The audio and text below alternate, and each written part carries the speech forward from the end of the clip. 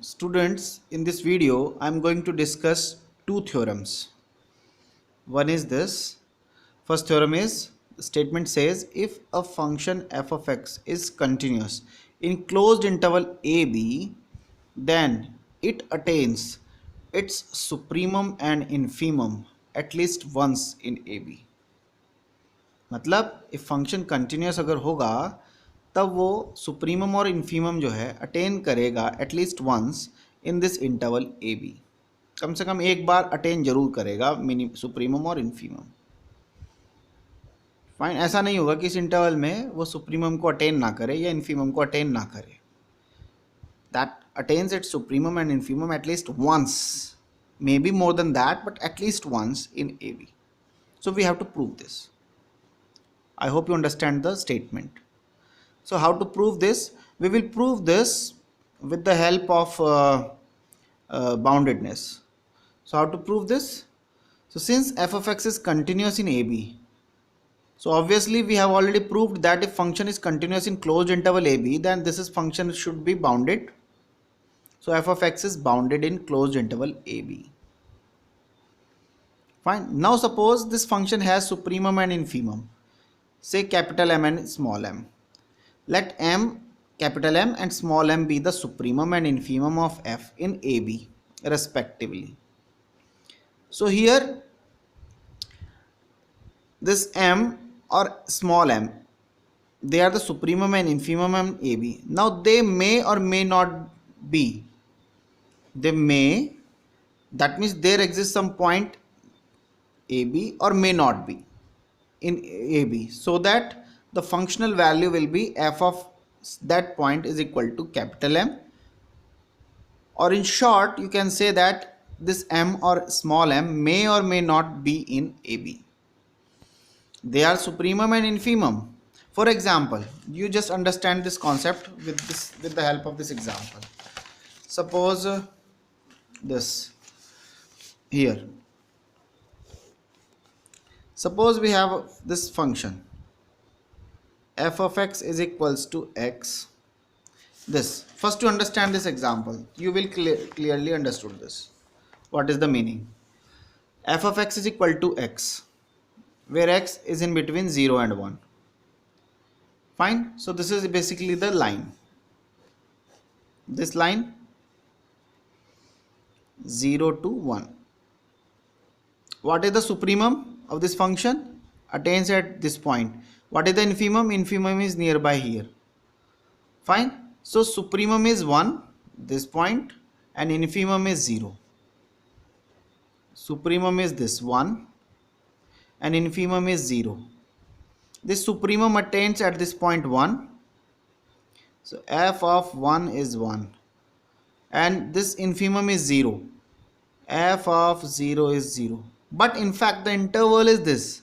Here 0 is not included in this interval, and hence we can say that this infimum is not attained in this interval. So clearly f attains the supremum but not the infimum. Similarly, if you take this interval, rather than here the interval is 0 to 1. This is the first part. Now in the second part, if you take the function f of x is equals to x in the interval closed 0 and then open 1. So now supremum does not exist, however infimum exists in this interval. And third part is that interval f of x equal to x where x belongs to 0 1. So neither maxima attains nor minimum attains in this interval. Fine. So I think you understand the meaning. So now let us assume here in our theorem, so m and m be the supremum and infimum of f in AB respectively. Here m or m may, the supremum or infimum may or may not be in closed interval AB. So our target is to show that they will be in AB. They will be at least once in AB. कम से कम एक बार ये जरूर इसमें exist करेंगे, attain करेंगे. Fine. ये हमें प्रूफ करना है. So we shall show that f attains its supremum and m at least once in this interval. So we are focusing on supremum. Similarly, we can prove for the minimum or infimum. So suppose, so here we have to prove that this function attains its supremum m at least once in AB. So we will prove this by the contradiction. That means let if possible fx does not attain m in AB. That means f of x is not equal to capital M for all x belongs to AB. This is the counterpart, because we have to prove that fx attains at least once this value. So we have taken here f of x is not equal to m for all n, यानी कभी भी m के बराबर होगा ही नहीं इस interval में, हमने ये ले लिया, which is just opposite to the our proof कि कम से कम एक बार होगा, हमने कहा एक बार भी नहीं होगा. Fine. So this implies m minus f of x is not equal to 0 for all x belongs to AB. Now m is a constant function, fx is a continuous function. So m is a constant function, that means a continuous function. So continuous function minus continuous function is nothing but a continuous function. So m minus fx is a continuous function. Fine. Because m is constant function which is always a continuous function, and fx is always a fx is already a continuous function, so their difference will be a continuous function. So now since this is a continuous function and this is not equal to 0, m minus f of x is not 0, so this implies 1 by m minus f of x is also a continuous function by the algebra of continuous functions. So since this is continuous function, that's why we can say that 1 by m minus f of x is bounded function in AB by the theorem which we have used here, similarly here. And since this is bounded, so that's why there exists a bound. So let G belongs to R plus be its upper bound in AB. And hence, because this is bounded, bounded means lower bound as well as upper bound exists. So suppose this is the upper bound. So 1 minus m minus f of x is less than equal to G for all x belongs to AB. So from here, take this m minus f of x in the right hand side and 1 by G in the left hand side. So what we get, m minus f of x is greater than equal to 1 by G for all x belongs to AB. And now here you can find out f of x. F of x is nothing but less than equal to m minus 1 by G. Since G is a positive quantity, so that's why m minus 1 by G is less than m. So this quantity is less than m for all x belongs to AB. Now this is the upper bound. This m is basically the upper bound. So now here, what is m? M was the supremum of f. What is the definition of supremum? Least upper bound. So m is basically the least upper bound of f. But however here you will see this is the least upper bound. So that's why we can say that m minus 1 by G will not be an upper bound. However here you will see that f of x is less than equal to this. So this is an upper bound of f, which is a contradiction, क्योंकि ये अगर least upper bound हो गया तो ये upper bound नहीं हो सकता फिर. But यहाँ तो लग रहा है कि ये upper bound है. This is an upper bound. So that's why this is a contradiction. So m minus 1 by G is the upper bound of f in this, which is a contradicts the fact that m is the supremum of f. m तो supremum था यानी least upper bound था, तो इसका मतलब इससे छोटा number कोई भी upper bound हो नहीं सकता, लेकिन इससे छोटा नंबर है ये m minus 1 by G, which is nothing but the least upper, which is nothing but the upper bound of this, which is a contradiction. Hence our assumption was wrong. That means f of x equal to m for at least once in the interval AB.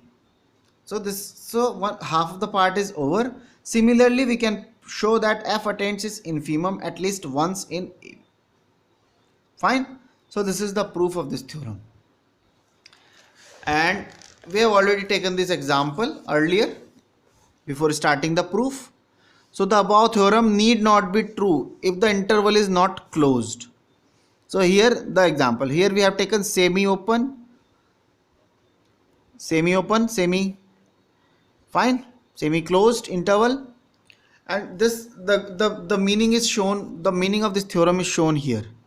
This is the function, this is the closed interval AB. Here the maximum occurs at capital M at point x star in superscript. Here the m's infimum occurs at the point x star. Here star is in the subscript. Fine. So this is the meaning. Now we have another theorem. Another theorem, if a function f is continuous in closed interval ab and c belongs to open interval ab such that f of c is non-zero, then there exists some delta greater than 0 such that f of x has the same sign as f of c for all x belongs to c minus delta to c plus delta. मतलब function is continuous in closed interval, c belongs to the open interval this such that f of c is non-zero. So either f of c is positive or negative. Then you can easily find out some delta such that if f of c is positive, then f of x is also positive in the interval this, and if f of c is negative, then f of c is also negative in this interval. This is the meaning of this theorem. Fine. So we have to prove this. How to prove this? So first, what is given to you? Function is continuous. So since f is continuous at point c, because function is continuous in closed interval ab, that's why function is also continuous at point c also, because c is nothing but the point in the open interval ab. So if function is continuous in this, so function is continuous at every point in this closed interval. So function is also continuous at point c. So that's why function is continuous at point c. That's why for any epsilon greater than 0, there exists some delta greater than 0 such that magnitude of f of x minus f of c is less than epsilon when magnitude of x minus c is less than delta. Now open this inequality, we get f of c minus epsilon is less than f of x is less than f of c plus epsilon. When, now open this inequality, we get when c minus delta to x is less than c plus delta. This is equation number 1. What is given to you? F of c is non-zero quantity. So since f of c is non-zero, that's why either f of c is positive or negative. So let us take case 1. So this is case 1. When f of c is positive. So since f of c is positive, so we can choose some small epsilon such that f of c minus epsilon is positive.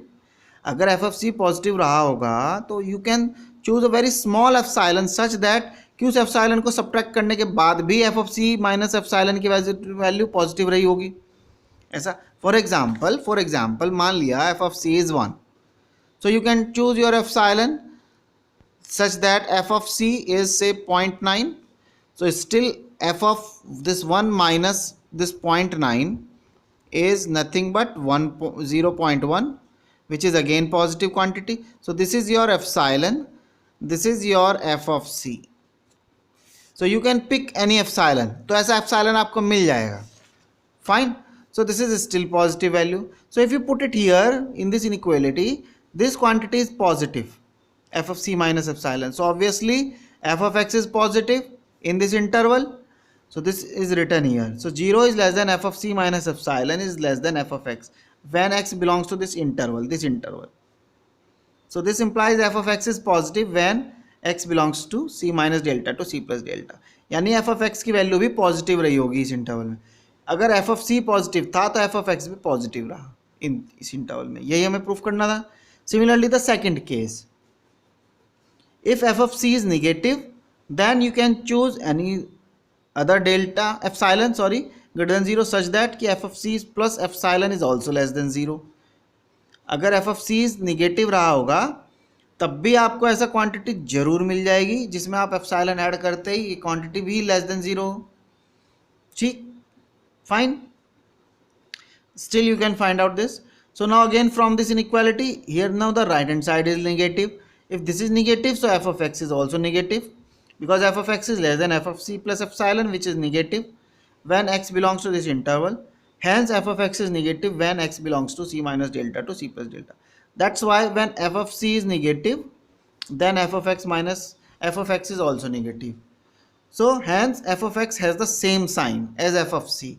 If f of c is positive, f of x is positive in first case.